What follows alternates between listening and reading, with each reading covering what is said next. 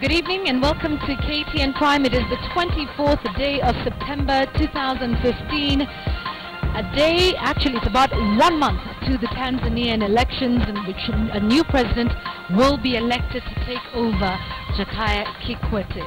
Of course, we have a team that is based there giving us all the latest, and we'll be taking a look at some of the issues that the Tanzanian population feel should be addressed by the incoming president. A very warm welcome to our viewers in Nairobi, Kenya, and throughout the 11 countries in East Africa, from Kampala, Uganda, to Tanzania, Ethiopia, Rwanda, Burundi, Djibouti. We welcome you to our bulletin tonight. I'm Yvonne Okwara-Matole. Let's take a look at the top stories.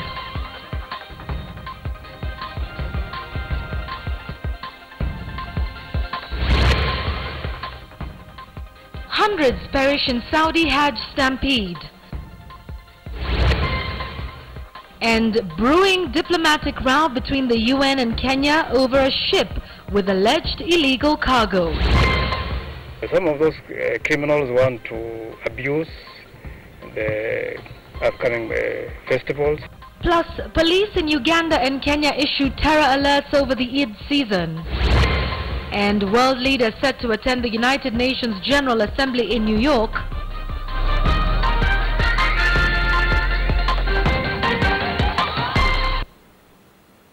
Thanks for joining us on the program tonight. Our sign language interpreter is William Silla. We begin tonight with a tragedy in the Muslim holy city of Mecca, where Eid celebrations were shadowed by the deaths of at least 717 people taking part in the annual pilgrimage. The pilgrims were killed in a stampede which left another 863 people injured. The more than 2 million worshippers were taking part in the Hajj's last major rite.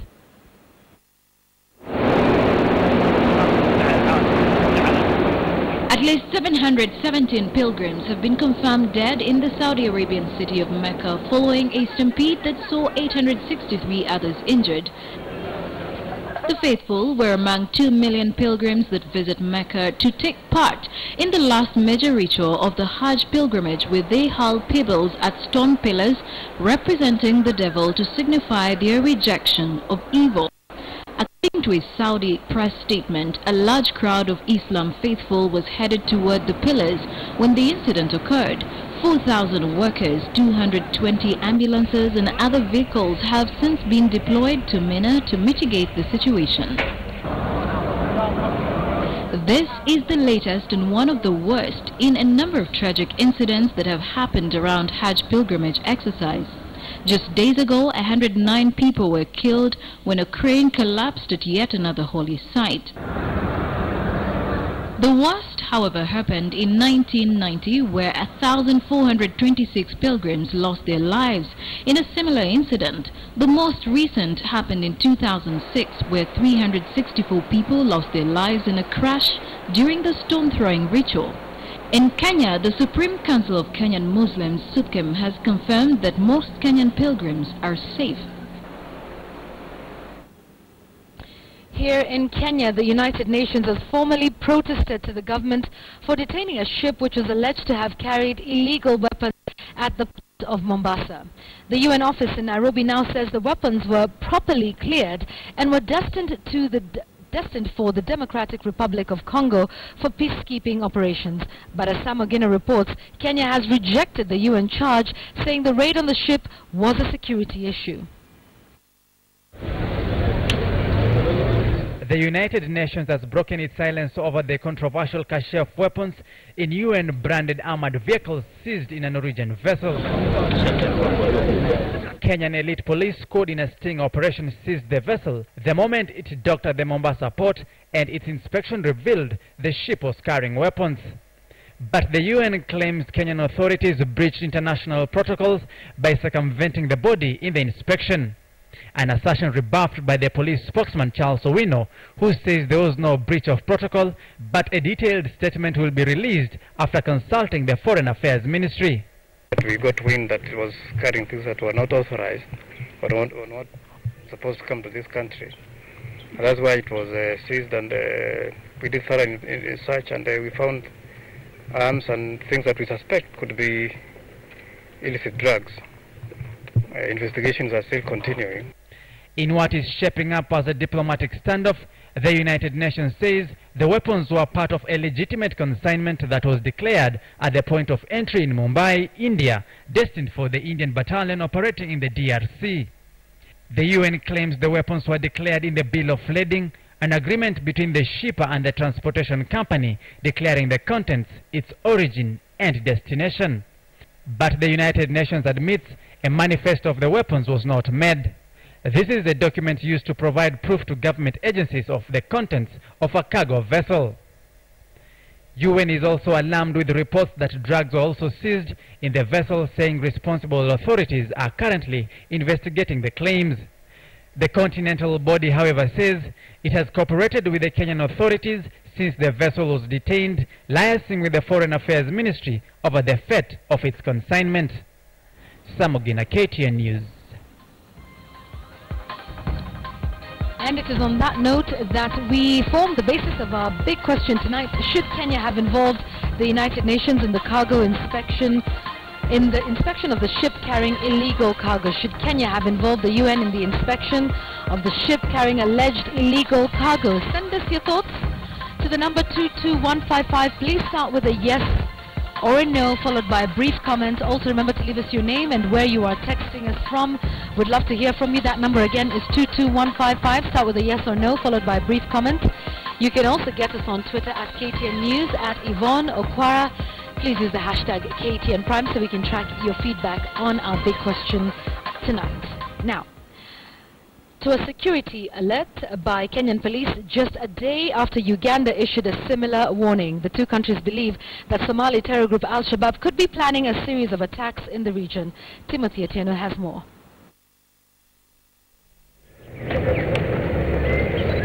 Kenya's Inspector General of Police, Joseph Boynet, says the police are on high alert over possible terror threats in the country. While speaking during a visit to the Embakasi police station in Nairobi's Eastlands area, the Inspector General issued a warning about the terror group Al-Shabaab, asking Kenyans to be extra vigilant, particularly in social places. The threat is still very much alive. We are not out of the woods yet. You know, we are engaged in operations in Boniface to flush out those criminals. And some of those criminals want to abuse the upcoming festivals in the Muslim calendar by staging attacks, and we want to tell Kenyans to still keep vigil. The Inspector General of Police has, however, said that security countrywide has been beefed up, especially during the Eid al-Adha celebrations. The terror alert in Kenya comes just a day after the Inspector General of Police of Uganda also issued a similar alert over possible terror strikes in Uganda's capital, Kampala. Al-Shabaab has caused massive loss of lives in the East African region since 2011. The terrorists have received severe backlash, especially from the African Union mission in Somalia. Timothy Otieno, KTN News. World leaders are converging at the UN headquarters in New York ahead of the 70th session of the United Nations General Assembly. The UN is expected to adopt the new post-2015 development agenda enshrined in what are now known as the Sustainable Development Goals. Kenya's President Uhuru Kenyatta left Nairobi earlier today to attend the summit. KTN special correspondent Alex Chamwada is in New York and has this report on what the leaders will be discussing for the next week and a half. Security is tight at the United Nations headquarters in New York as global leaders gather here to commemorate the 70th anniversary of the United Nations. His Holiness Pope Francis will address the General Assembly at 10 a.m. local time. We must resolve now to live as nobly and as justly as possible. He is receiving high-profile attention because of his status as head of state of the Vatican, as well as the spiritual leader of the Catholic Church. The Pope's address will be followed by the opening ceremony of the Sustainable Development Summit that will see the adoption of an ambitious, bold, and universal sustainable development agenda that will end poverty, fight inequalities, and tackle climate change, among other targets. Kenya's ambassador and permanent representative to the UN is Macharia Kamau. You have to first of all get everybody to be thinking in the same way, as it were, facing in the same direction, recognizing that the issues that we're trying to deal with globally have a commonality, and that are building around that commonality is the possibility to try to develop goals that we can all respond to, all countries of the world. The Sustainable Development Goals, or SDGs, are replacing the Millennium Development Goals, whose achievements have been described as having been uneven. But a lot of work has to go into uplifting developing countries. Statistics indicate that sub-Saharan Africa and Southern Asia are home to overwhelming majority of people living in extreme poverty. We will have a time frame between now 2015 and 2030. We expect that the developments around the world would have transformed society as we know it, would have transformed many of our economies, and would have transformed the way in which we are responding to the challenges of the environment, of climate change, and of biodiversity loss. The opening ceremony will be addressed by the President of Uganda, Yoweri Museveni, and the UN Secretary General, Ban Ki-moon, among other leaders. Meanwhile, President Uhuru Kenyatta, who left Nairobi for New York, will be among the high-profile leaders who will attend the summit. Through State House spokesman Manoa Esipisu, the President said he would make sure Kenya's voice is heard as the world adopts the new development agenda. While in New York, the President will co-chair high-level meetings tackling gender inequality, security, and counter-terrorism. Later, he is expected to speak at a summit on UN peace operations that will be attended by several leaders, including US President Barack Obama. First Lady Margaret Kenyatta is already in New York at the invitation of the UN Secretary General to address maternal health, HIV and AIDS, among other issues. From New York, I'm Alex Chamwada for KTN News. Thank you very much, Alex Chamada. Now from New York, I want to bring you back to Tanzania, where campaigns continue today with exactly 1 month before the general election that will usher in a new president. But polls suggest that health continues to be the biggest concern for Tanzanian voters. Our political editor, Ben Kitili, now takes a closer look at this hot-button campaign issue in a country of 51 million people.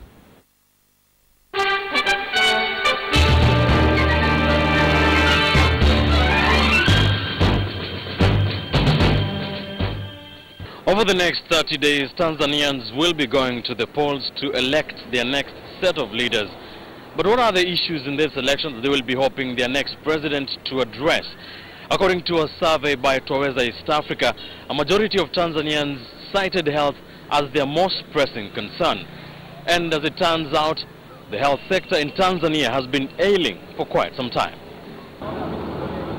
As the 8 presidential candidates hit the road in the second part of campaigns ahead of the October 25th general election, making numerous election promises, a cholera outbreak has continued to ravage Dar es Salaam, Morogoro and Kilimanjaro areas. Since August, when the first case was reported, the outbreak has claimed 17 lives so far in Dar es Salaam only, with more than 2,000 others infected. The political campaign fever has threatened to overshadow this health pandemic, but Tanzanians are a worried lot. Hospitali ndio ikawepo, lakini madawa yakawa ya shida. Manesi wenyewe sometime hospitali nzima ukakuta manesi watatu au manesi wawili. Kwa hiyo yani ile huduma ya haraka kupata kiukweli si rahisi yani. Ukienda kwa mfano yani ukiumwa, ukienda hospitali manesi hawakujali vizuri. Yani wanakuacha tu. Kimfano kama ndio umeenda mtu mjamzito, sababu mjamzito anapopelekwa hospitali lazima uhudumiwe vizuri. Unaona? Sasa unakuta kama hauna pesa, watakupita tu manesi. This is just the tip of the iceberg. Assessing basic health services in Tanzania is quite the ordeal for most Tanzanians. Kama hapa majuzi kati nimeenda hospitalini, mwanangu anaumwa. Huaga ana kifua cha pumu cha kubana. Ni kweli wamempima wakasema mtoto huyu kabanwa sana na kifua. Lakini cha ajabu walivyoniambia wakasemaje inabidi aandikiwe sindano. Lakini wakaniambia sisi hapa dawa hatuna, nenda kwenye maduka ya madawa. Nikaondoka, mwanangu hajahudumiwa dawa yoyote. The biggest problem bedeviling the health sector seems to be the lack of medicine. Saa zingine ameenda mgonjwa ana uchungu sana, kwa hiyo unakuta hawampokei pasavyo, au anamwambia nenda kalale kwanza, bado inabidi tu ahudumiwe hata kama ni msumbufu, lakini ili mradi tu apokelewe ipasavyo. Irene Kiria is the executive director of Sikika, a health advocacy organization here in Dar es Salaam.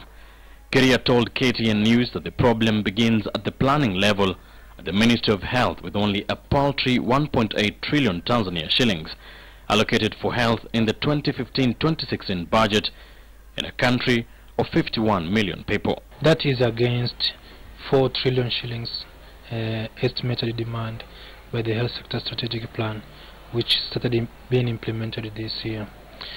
So from there you can see, I mean, it's a very big gap in terms of financing, and this now is translating into availability of medicine, for example, and medical supplies. Allegations of corruption at the ministry have also been a sticking point for the government. Huduma ya sasa hivi ukienda hospitalini bila hela wewe hupati hata kidonge. Na unaandikiwa kikaratasi nenda duka lile pale, ina maana maduka wameweka karibu na hospitalini kitega uchumi. We have had a lot of people traveling abroad for treatment, either in India or in Nairobi or South Africa. Myself, I recently came back from India after having, been misdiagnosed here. And health services have been a challenge for the Chama cha Mapinduzi CCM administration over the last few years, and it has turned out to be a major issue for Tanzanians in the run-up to the polls. You have like 65% of the citizens showing willingness to elect the same government to go back, So then you ask yourself whether or not we are going into election making our choices based on policies. All the presidential hopefuls are promised to improve Tanzania's health, and it will be a highlight in the upcoming presidential debate. Ben Kitili, KTN News, Dar es Salaam, Tanzania.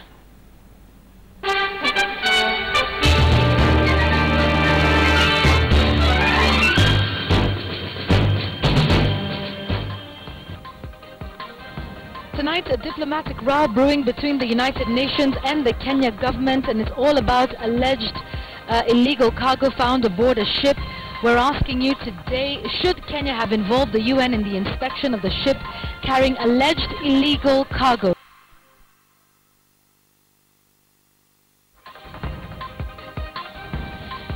Thanks for staying with us on KTN Prime. We welcome you back to the program. Now, Kenyan opposition leaders have set up an account which they say will be used to pay the teachers. But new questions have emerged on just how the fund will be administered and who will take charge of it. Here is Sharon Momanyi.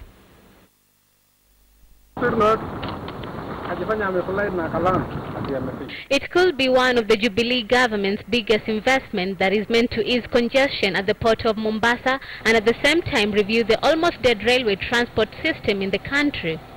The standard gauge railway is safe for the many positive aspects that come with it. Sacrifices too have to be made before the project becomes fully functional. Voi in Taita Taveta County lies the Voi Girls High School. On the map, all right, we apologize for the error. That is the wrong clip. We want to just remind you of that story again. We're talking about the Kenyan opposition leaders who have set up an account that they say will be used to pay the teachers.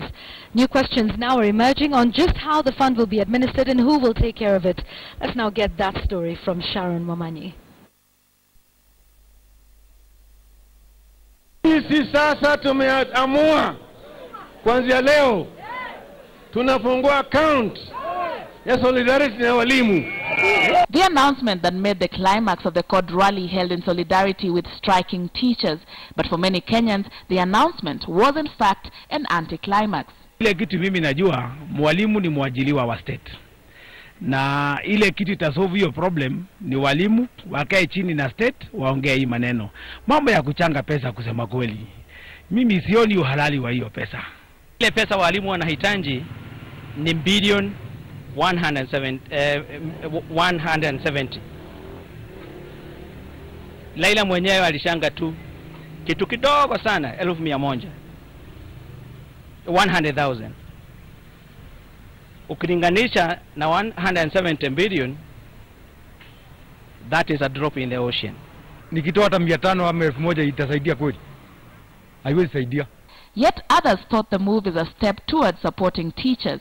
At Emperor J.O. tweeted, Raila is 1 out of 40 million Kenyans and has given 100,000 Kenya shillings, a practical demonstration of what Kenyans of goodwill need to do. Questions asked, to what extent can the funds drive contribute to the 17 billion Kenya shillings per year needed to effect the teachers' pay rise? And how will the funds reach each of the more than 280,000 teachers? The teachers have got commitments. They have got loans, the banks.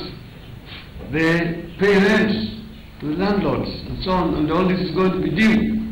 So they are going to be financially embarrassed and then go back on their knees. The government as their savior. So that's why we said there are Kenyans around. So we said appealing to Kenyans to come out and support teachers.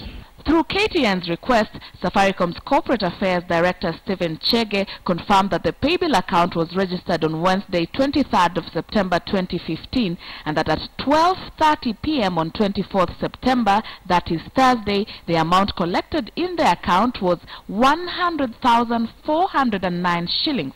Pamoja na ndugu yangu Kalonzo Musyoka na tumeweka shilingi 100,000 shillings tutaweka sisi zote kwanza. In a phone conversation, Head of Court Secretariat Norman Magaya stated that all the money collected will be issued to teachers' unions in a bid to aid the ballooning court expenditures. Magaya says that the unions will form a revolving fund aimed at meeting emergency situations that could face teachers during the continuing standoff. Raila has rubbished claims that the fund's drive is geared towards facilitating his 2017 campaign. Raila is not a madman to try to raise money at the expense of teachers. If I want to raise money for campaign, I will convene an assembly and ask you people to contribute. The opposition raised 300,000 shillings earlier this year in a relief mission for insecurity victims. Money, it says, was used to buy relief items in Kapedo. In May this year, court officials had launched a similar initiative named the Orange Relief Service that was aimed at aiding the people that had been displaced across the country due to insecurity. And now what people will be out to look for is how exactly these funds are going to be managed and how they will get to help the teachers. Sharmamani, KTN News, Nairobi. All right, now when the government of Kenya identified 3 corridors for development of a modern, high-capacity standard gauge railway transport system, it was also anticipated that the benefit for both freight and passengers will come with some challenges. And now a school in Kenya's coastal county of Taita Taveta has become the latest casualty in the quest for a seamless operation across the borders of East Africa. The SGR, or the Standard Gauge Railway, will connect Mombasa to Malaba, onward to Kampala, Kigali and Juba. And as Fatma Pole reports, this school is set for demolition to pave way for the construction of that railway line.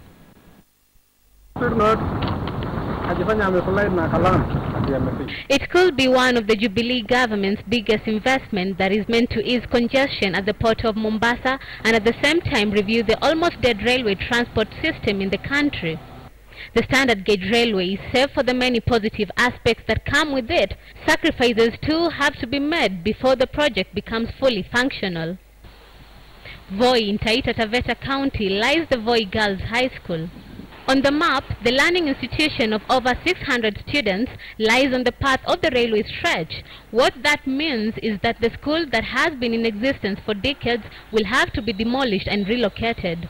Kwa sababu governor amewaandikia barua na amewaambia shamba mahali liko standard gauge railway line, let them come forward, waende wachukue hiyo shamba wachenge shule. Na kuna kitu mimi nataka ni correct.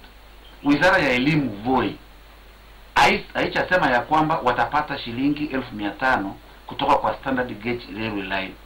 500,000 is the estimated cost ya yale maneno ambayo tulikuambia ile shule tulikuwa tunataka watuchengee wakilocate.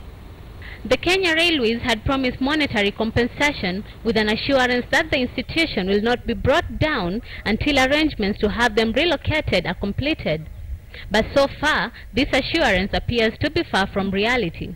There's a lot of noise from their machines and the moving trucks, and their compressor machines are making a lot of noise, and largely the noise, the dust, extreme dust.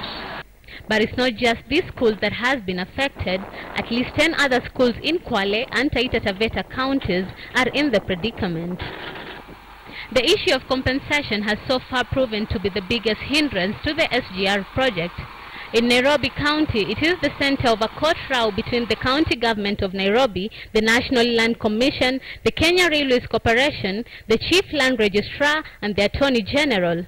The city county had filed a suit that seeks to stop an over 2.5 billion compensation plan to families living on a piece of land acquired for the construction of the railway, and to bring to an end a land dispute battle between the Dupoto Darfur Welfare Scheme and alleged fraudsters. Sasa hii maneno imefika kotini, haki itaangaliwa, ukweli itajulikana, na kuna sheria na constitution itahakikisha haki ya mwananchi wa kawaida kama nyinyi. Last Saturday, President Uhuru Kenyatta witnessed the signing of a commercial contract for the construction of Phase 2A of the Standard Gauge Railway during a cabinet steering committee on SGR meeting. This new deal is expected to see the extension of the railway to Naivasha town.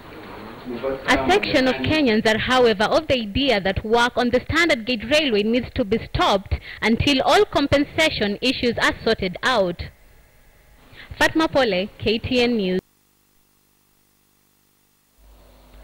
Good evening and welcome to KTN Business News. My name is Abi Agina. Let's take a look at what stories are making headlines today. Well, the Central Bank of Kenya has challenged commercial banks to partner with bigger banks to take advantage of the government's planned mega projects. CBK Governor Dr. Patrick Njoroge says that the current capitalization levels of individual local banks limits them from financing huge projects, and therefore structuring external long-term financing is a viable option. KTN's Charles Gitonga has more. Kenya's need for infrastructure development has been evident in recent years as the government invests billions of shillings in transport, energy, health, hospitality and agriculture. Most of these investments have been earmarked for implementation under the public-private partnership framework, giving local banks a chance to cash in on them. But a potential hurdle presents itself. According to the Central Bank of Kenya, local banks are not adequately capitalized to bankroll such projects, and as such could lose out to international banks.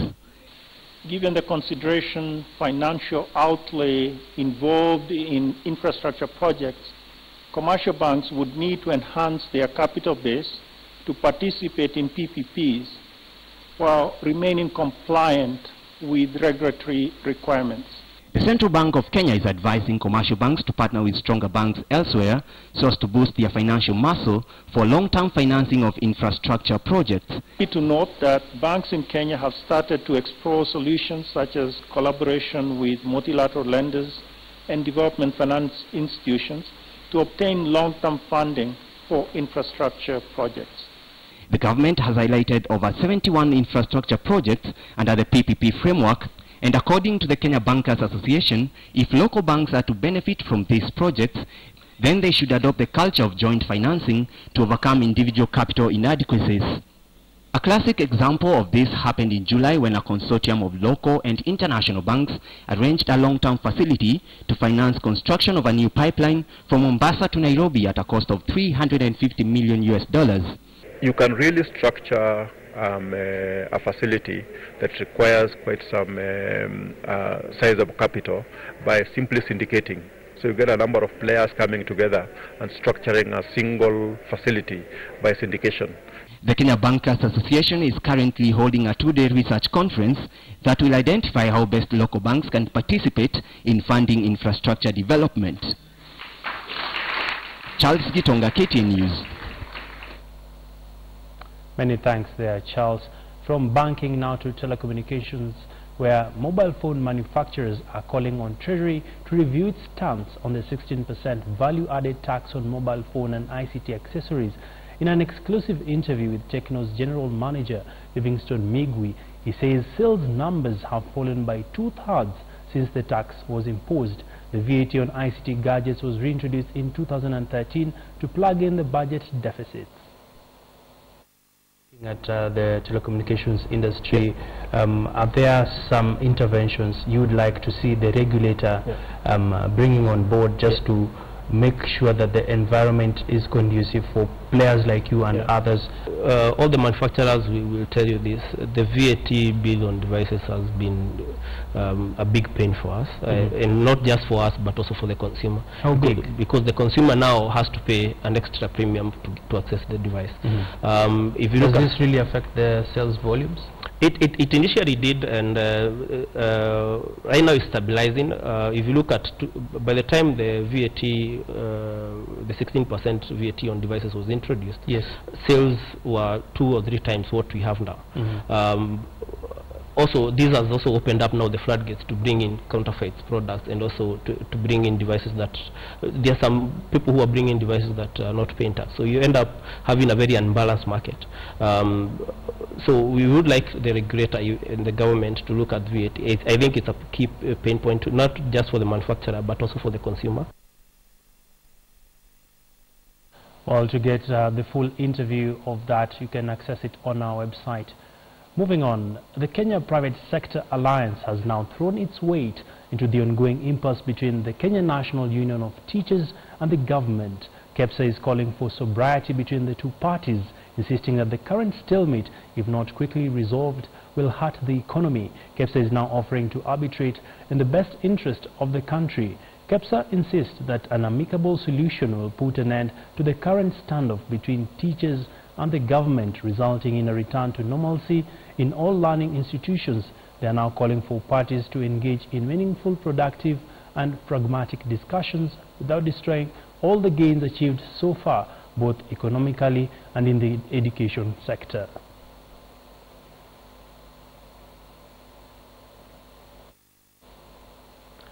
Well, players in the dairy sector have rallied county governments to step up support in the milk processors and cooperative societies if Kenya's milk dairy industry is to become competitive globally. The players want counties to make annual budgetary allocations to improve infrastructure as well as avail funds for empowering farmers. Former Managing Director of the Kenya Dairy Board, Macharia Gishohe, while speaking at the ongoing Eastern and Southern Africa Dairy Conference, indicated this was critical for the sector, which has been registering significant growth. Here is more. When hundreds of exhibitors turned up for the 11th Eastern and Southern Africa Dairy Conference here in Nairobi, top on the agenda was the push to boost milk production in the region. Among the options floated by players to grow the sector included option of new technologies as well as scouting for appropriate funding.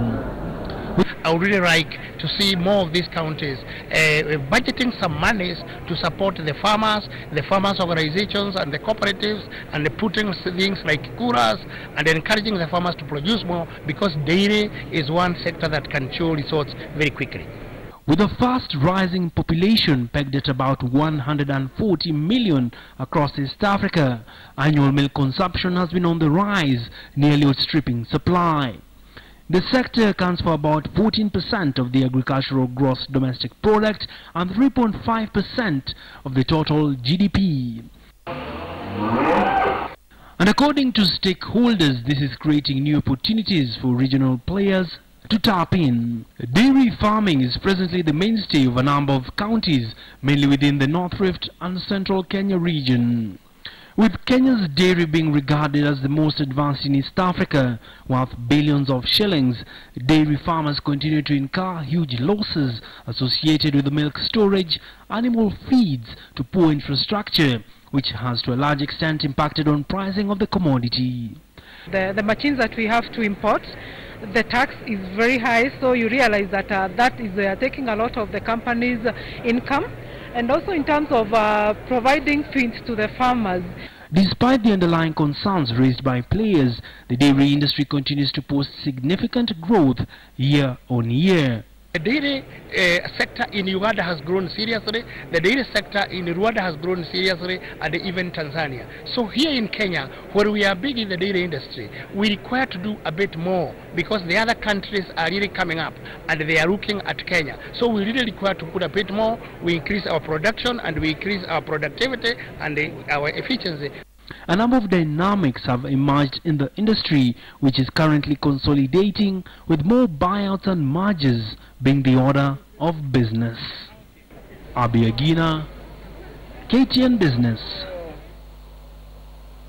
Well, from the dairy sector, we now want to take a look at the financial report as we wrap up KTN Business News. My name is Abi Agina. Do enjoy the rest of your viewing.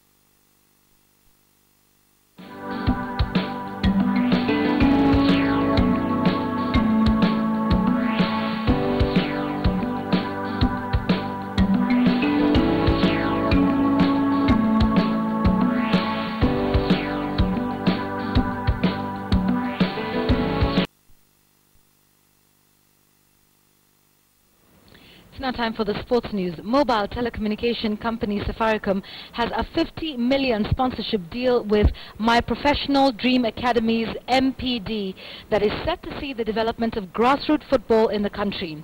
The one-year deal will see 75 young boys and girls in the country get football coaching from UEFA-certified coaches, including retired international players. Football has for a long time been the most popular sport in the country, and with the changing times, the level of the sport has also changed, with the local leagues attracting foreign players. The growth of the sport has however not been impressive, with grassroots football being eliminated from the big picture. This, however, is set to change as telecommunication company Safaricom signed a one-year sponsorship deal with My Professional Dream Academy that will seek to identify and nurture football talent from different parts in the country. For Kenya has a huge amount of unfound talent. Unfound talent, which as of today, as my good friend Mohammed has stated. Have we come back into sports? We have come back into talent search. And we've come back into talent search in football. The program will see 75 boys and girls aged between 11 and 16 years admitted into an elite football coaching academy where they will get to learn from European coaches and former internationals. Where our goal is to see them develop into professionals. And if they become professionals, not necessarily as a player, but as a professional coach, physiotherapist, we will have achieved our goals. Trials will kick off on October 10th in Mombasa County. The academy will invite at least 200 players before they are eliminated to 75. Robinson Okenye, KTN Sports. A record 23 entries from outside Kenya have been entered into this year's 45th edition of the CBA Africa Concours d'Elegance, which will take place on the 27th of September here in Nairobi. South African motorcycle enthusiasts Pete Mass, Gerald Roloffs and Bevan Beckman have entered 3 motorcycles for the event, while Uganda classic and vintage car enthusiast Leslie Covell will drive her 1970 VW Beetle in the concours for the second time.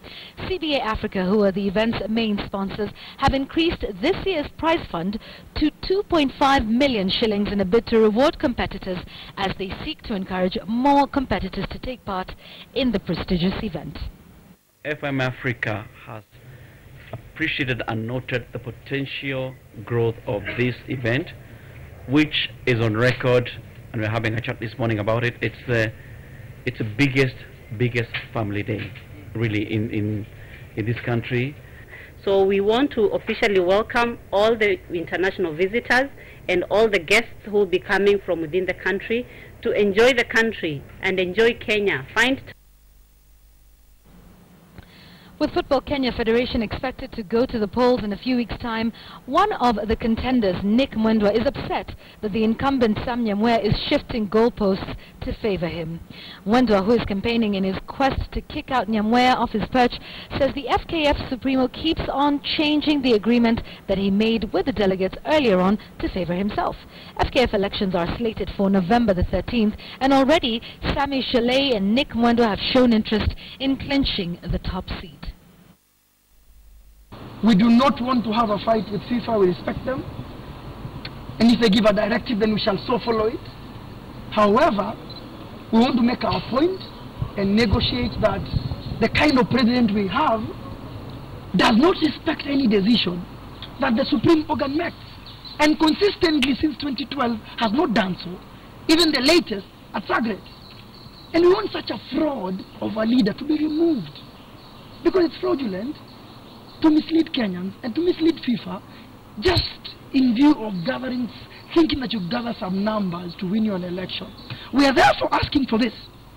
One is that the federation cannot oversee this election anymore. We were trying to negotiate to have a position so we don't have any issues, but out of this, the federation cannot oversee this election anymore. It will not be credible. And therefore, we are asking for the electoral board to be in place as soon as possible and to take over all matters election. All right, we asked you tonight whether Kenya should have involved the United Nations in the inspection of the ship that was allegedly carrying illegal cargo. And your views are in. 49% of you say yes, 51 say no. Again, it seems fairly deadlocked. Let's take a look at some of your feedback here. Kariuki Barnabas from Ruiru says no, Kenya did not know the owners of the weapons in the first place, and not with these numerous Al-Shabaab warnings. Kim in Kericho says indeed it would have been diplomatic for the Kenya government to liaise with the UN before doing anything. On Twitter, Edwin Onyango says yes, the cargo on board was UN cargo, and maritime laws ought to have been followed as well. At Don't Arrest on Twitter says, wait for who? Our safety is our own priority. Why didn't they declare the weapons? Nyerere, watching us in Kisumu, says, no, Kenya is a republic on its own. Ukoloni uliisha kitambo. And then David Akech, also in Kisumu, says, we have a totally confused government. Of course they should have consulted the UN after realizing that the ship was UN branded. That's a total breach of protocol. I want to read one last one. You didn't leave your name, but thanks for texting anyway.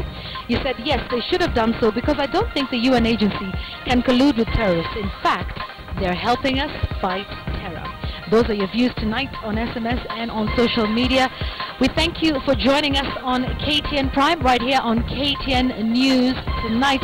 Our sign language interpreter was William Silla. I'm Yvonne Okwaram, wishing you a good night, East Africa. But do stay with KTN News right here, DSTV channel 274, GoTV channel 94, and Zuku channel 14, because Jeff Koinange Live is up next.